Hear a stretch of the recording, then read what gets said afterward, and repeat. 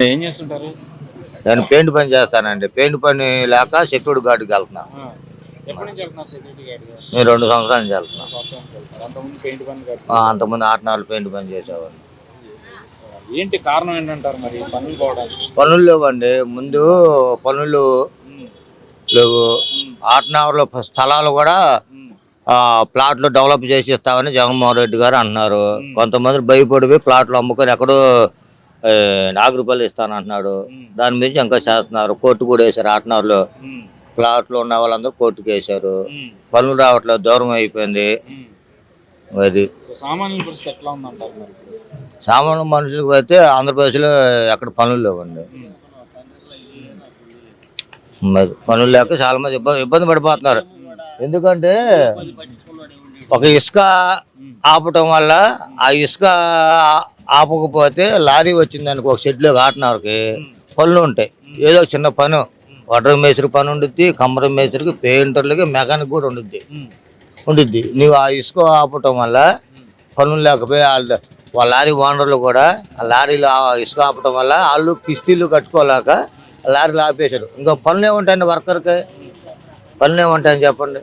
పనులు లేక అవన్నీ ఆపుకొని ఉన్నాడు అనుకో, పనులు ఉండేవి. పనులు లేక అందరూ ఇబ్బంది పడిపోతున్నారు. సో అంటే జగన్మోహన్ రెడ్డి ప్రభుత్వం వచ్చిన తర్వాత పేదలందరూ కూడా సంతోషంగా ఉన్నారని చెప్పి ఆయన చెప్తా ఉన్నారు కదా, అందులో ఎంతవరకు వాస్తవం? ఏం సంతోషం చేశాడు చెప్పండి. ఏం సంతోషం ఆయన చెప్తున్నారు. మీరు కూడా మీడియా 100 మంది చూస్తూ ఉంటారు కదా, ఏం సంతోషంగా ఉన్నారండి? సంతోషం అనేది ఏం లేదు. ఇప్పుడు సంతోషం ఉండాలంటే ఆయన ఇసుక విధానం అనేది ఆపకుండా ఉండడితే పేద ప్రజలు కొద్ది గొప్ప సంతోషం ఉండేదేమో. ఆయన పడిందే మధ్యతరగతి కుటుంబాలు, కార్మికుల మీద పడ్డాడు. ఇప్పుడు ఆ ఇసుక విధానం అనేది ఆపకుండా ఉంటే ఒక లారీ చిన్న పని ఏదైనా వచ్చినట్టయితే ఆటనగర్లో కంబరం మేస్త్రికి, వడ్రంగి మేస్త్రికి, పెయింటర్లకి, మెకానిక్ మేస్త్రికి ఉండేది. కనీసం వేలల్లో లేకపోయినా కనీసం 100 రూపాయలు అన్న ఆటనగర్ వెళ్ళినందుకు 30 రూపాయలు ఛార్జీ. 30 రూపాయలు ఛార్జీ పెట్టుకొని టీ సిగరెట్లు ఖర్చు పెట్టుకోగా కనీసం ఒక 500 చిన్న పని అన్న. 1000 రూపాయలు పని ఉంటే 500 అడిగామనుకో, ఓనర్ గారు, మెకానిక్ గారు ఒక 1000 రూపాయలు 500 ఇప్పించేవాడు. 500 తీసుకొని సాయంత్రానికి వచ్చేవాళ్ళు. పిల్లలకి ఏదో ఒకటి చేసుకుండాలి. ఏం సంతోషంగా ఉన్నాం చెప్పండి. సో మరి అంటే జగన్మోహన్ రెడ్డి అంటా ఉన్నారు ప్రతిపక్ష పార్టీలు పెత్తందారి పోకళ్ళలో పోతా ఉన్నారు, వాళ్ళంతా పెత్తందారులు, పేదవాళ్ళకి మనం ఆ పథకం ఇచ్చాం, ఈ పథకం ఇచ్చాం అని చెప్పి లబ్ధిదారులు అని చెప్పి చెప్తా ఉన్నారు నిన్న జగన్మోహన్ రెడ్డి అంబేద్కర్ విగ్రహావిష్కరణ రోజున. ఎలా చూస్తారు? ఏమంటే అంబేద్కర్ విగ్రహం చేసే పెత్తనందారులు ఎవరండి? రామారావు గారు తెలంగాణలో పెత్తనందారులు వ్యవస్థల్ని సామాన్య మానవులకి ఉన్న అది నిజమైన పెత్తనందారులు. ఆ రోజు వాళ్ళు చేశారు. దాన్ని ఆయన ఆలోచించి మున్సిపు కర్ణాలు తీసేసి ఆ మున్సిపు కర్ణాల వల్ల ప్రజలు ఇబ్బంది పడిపోతున్నారు. ఈ పట్టువారి వ్యవస్థలన్నీ చేసి దాన్ని రద్దు చేసి ప్రజల వద్దకు పాలనని తీసుకొచ్చి ఎంఆర్ఓ పెట్టింది. ఆ రోజు రామారావు గారు ప్రజల వద్దకు పరిపాలన తీసుకొచ్చింది. అంతకుముందు మున్సిపు కర్ణాలు ఉన్నప్పుడు ఆ రోజులో ఉన్న ఎవరన్నా ఆ ఊరి పెద్దలు కానీ ఉన్న వాళ్ళు ఏదైనా చెప్తే వాళ్ళు చెప్పినట్టు చేసేవాళ్ళు. రామారావు గారు ఇవన్నీ భూములు అన్యాక్రాంతం అయిపోతున్నాయని చెప్పేసి ఆ రోజు ఉన్న పెత్తందారులని అన్నీ తరిమి కొట్టి పట్టువారి వ్యవస్థ రద్దు చేసి ఎంఆర్ఓ వ్యవస్థను తీసుకొచ్చి ఎంఆర్ఆర్ఐ విఆర్ఓ తీసుకు ప్రజల వద్ద పరిపాలన చేశాడు ఆయన అండి. అది పెత్తందారుకును ఇది అని అంటారు. ఇది కాదండి. ఇప్పుడు పెత్తందారు ఎవరండి? జగన్మోహన్ రెడ్డి గారే కదా పెత్తనం. ఇప్పుడు పరిపాలించేది ఆయన. ఇప్పుడు చంద్రబాబు నాయుడు గారు పెత్తనం చేయడానికి అధికారంలో లేడు కదా పెత్తనం చేయడానికి. పవన్ కళ్యాణ్ గారు ఆయన పార్టీ గెలిచింది లేదు ఏంటి, పెత్తనదారులు ఎట్లా చేస్తారండి? ఇప్పుడు ఒక ఇంట్లో ఒక తండ్రి ఉన్నాడు అనుకోండి, కష్టం వచ్చినా నష్టం వచ్చినా భార్య పిల్లలను చూసుకుంటే అతను తండ్రిగా గుర్తిస్తారు. సొంత బాబాయ్ చేయటానికి లేదు కదా. అట్నే పెత్తనదారులు ఎవరండి? పెత్తనదారులు ముఖ్యమంత్రి గారు. నేను అదే మాట్లాడదాం అనుకున్నానండి. అంటరాంత నిన్న బాబాసాహెబ్ అంబేద్కర్ విగ్రహం ఓపెన్ చేశారు. అది సంతోషమే, కాదంటలేదు. అయితే కోడికత్తి శ్రీను గారు వచ్చి సాక్ష్యం చెప్పొచ్చుగా. చెప్తే అతను బయటకు వస్తాడుగా. అక్కడ ఏం జరిగిందో మాకేం తెలియదు, ప్రజలకు తెలియదు. అతను చేసుకున్నా అతను చేశాడు లేకపోతే ఎవరైనా చేపించాడో జగన్మోహన్ రెడ్డి ముఖ్యమంత్రి అవటానికి అనేది తెలియదు ఎవరికి. అది లోపాయకరంగా జరిగింది. నిన్న కోడికత్తి సీను వాళ్ళ అమ్మ వాళ్ళ అన్నయ్య ఒక కళ్యాణ మండపంలో నిరాదీక్ష చేస్తుంటే జగన్ గారి ప్రసంగం ఇంకా అవ్వలేదు.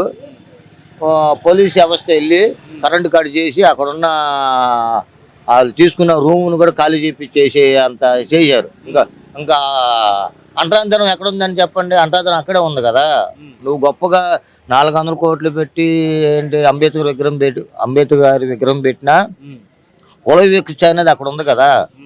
చెప్పండి. ఇప్పుడు అనంతబాబు చంపాడు సుబ్రహ్మణ్యాన్ని, నువ్వు నీ పక్కన కూర్చోబెట్టుకుని నీ పక్కనే సన్మానం చేస్తాను. కనీసం అతను సస్పెండ్ చేశారు పార్టీ నుంచి.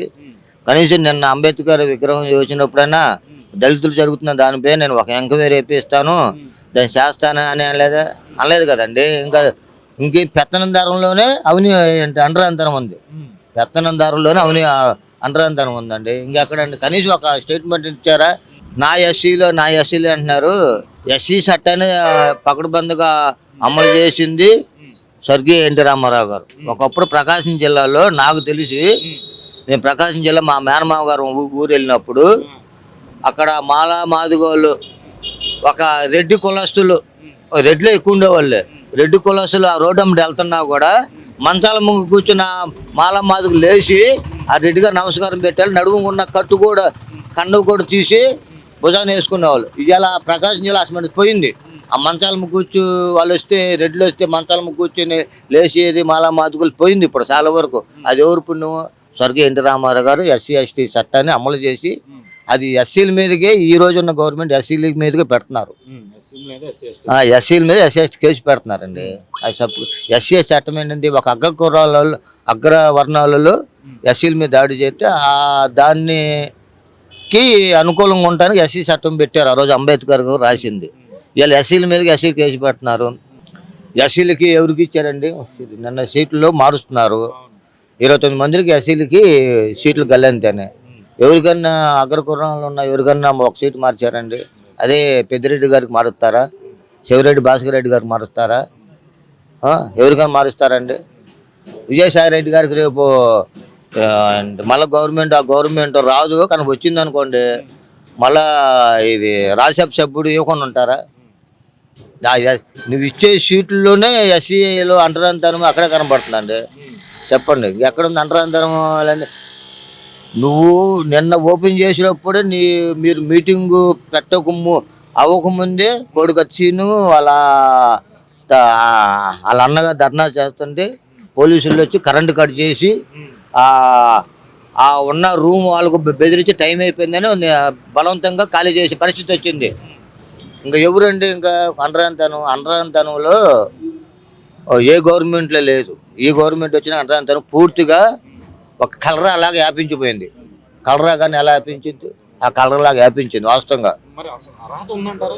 నేను ఓపెన్ అయితే చేసేసారు జగన్మోహన్ రెడ్డి, అంబేద్కర్ విగ్రహం ఆవిష్కరించే అర్హత. మరి ఇవన్నిటికీ ఆయన సమాధానం చెప్పాలి కదండి. ఇప్పుడు అనంతబాబు గారిని సుబ్రహ్మణ్యం గారు చంపింది ఈ కోడికత్తి సీను, ఇంకా చాలా మంది ఉన్నారు.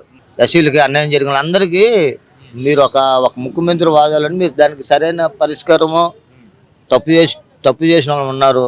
వాళ్ళు కనీసం వాళ్ళ మీద ఒక ఎంక్వైరీ వేయటం, ఒక కేసు పెట్టేయటం ఎన్ని చేయకుండా మీరు అంబేద్కర్ విగ్రహం ఎలా చేస్తారండి?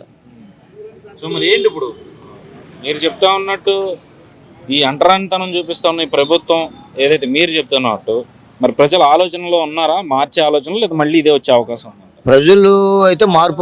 ప్రజలైతే మార్పు వచ్చిందండి. మొన్న 2014లో మా ఎస్సీలు చర్చిలకు వెళ్ళేవాళ్ళు కొంతమంది పాస్టర్లు అంటే ఏదైనా ఒక పెద్ద వాళ్ళ మాటలు విని ఆయన కూడా చర్చికి వెళ్తున్నాడు. జగన్మోహన్ రెడ్డి గారు చర్చికి వెళ్తున్నాడు, దేవుడి బిడ్డ అనుకొని ఈ పాస్టర్లు కూడా ఆయన మాయ మాటలు విని వెళ్ళే విశ్వాసుల చేత ఓటేపించారు. ఇవాళ మాకు ఎస్సీ కార్పొరేషన్ నిధులు ఇవ్వండి. కాంగ్రెస్ గవర్నమెంట్లో కిరణ్ కుమార్ రెడ్డి గారు ముఖ్యమంత్రి లాస్ట్ టైంలో ఎస్సీలో ఉన్న నిధులు వాడుకలాగా అంటే ఆ నిధులు మురిగిపోతుంది, వేరే డిపార్ట్మెంట్కి మళ్ళీ ఇస్తున్నారని ఎస్సీ సబ్ ప్లాన్ చేశారు. ఎస్ సబ్ ప్లాన్ అంటే 5 సంవత్సరాలు మాకు 500 కోట్లు ఇచ్చారనుకోండి, ఆ నిధులు మేమే వాడుకోవాలి. 5 సంవత్సరాలు అయిపోయిన తర్వాత ఆ నిధులు వాడుకోలేకపోతే మిగిలిన నిధులు కూడా వచ్చే గవర్నమెంట్ ఏదైనా ఉంటే ఆ నిధులు మాకే ఉండాలని ఉద్దేశంతో ఆయన ఇచ్చాడు. అంతకుముందు గవర్నమెంట్లో మాకు ఇచ్చిన నిధులు వాడుకోలేకపోతే వేరే డిపార్ట్మెంట్కి ఒక అంటే దాన్ని మళ్ళీ ఇచ్చేవాళ్ళు. ఆయన వచ్చిన తర్వాత మా నిధులు మాకే అన్నారు. ఇవాళ ఎస్సీ కార్పొరేషన్ నిధులు లేవు. నువ్వు ఇంతగా గొప్పగా అంబేద్కర్ విగ్రహం ఓపెన్ చేసి చెప్పుకున్నారు. మా తెలుగుదేశం పార్టీలో చంద్రబాబు నాయుడు గారు అంబేద్కర్ విదేశ విధానం పెట్టారు. నన్ను మీరు ఆ పేరు పెట్టచ్చు కదా, ఓపెన్ చేయటం ఏంటండి? ఇప్పుడు సర్దార్ వల్లభాయ్ పటేల్ గారి విగ్రహం కూడా నరేంద్ర మోడీ గారు ఓపెన్ చేశారు. కానీ ఆయనలో ఉన్న కొద్దిగా ఆయన ఆశించిన సర్దార్ వల్లభాయ్ పటేల్ ఆశించిన కొన్ని ఆశయాలు ఉంటాయి. కానీ ఆశయాలను కొంచెం ఆయన నెరవేర్స్తారని నమ్మకంతో ఆ విగ్రహాన్ని ఆవిష్కరించడానికి ఆయన అర్హత ఉంది. మరి ఈయన కనీసం అరే నేను కొద్దిగా ఆ విగ్రహాన్ని ఓపెన్ చేయడానికి వెళ్తున్నాను. గత ప్రభుత్వంలో అంబేద్కర్ విదేశ విద్యాలయం పేరు ఉంది. ఆ పేరు తీసి జగనన్న విద్యా దీవెన పెట్టాను కదా, కనీసం ఆ పేరు మళ్ళా పునఃప్రారంభిస్తామని ఆలోచన లేకుండా ఆయన ఓపెన్ చేశారంటే అంటరాంతనం ఎక్కడుందని చెప్పండి. నీకు అంటరాంతనం లేకపోతే నిజంగా మీరు నిన్న ఆ పేరు మళ్ళీ మీరు పునఃప్రారంభించాల్సి ఉండేది.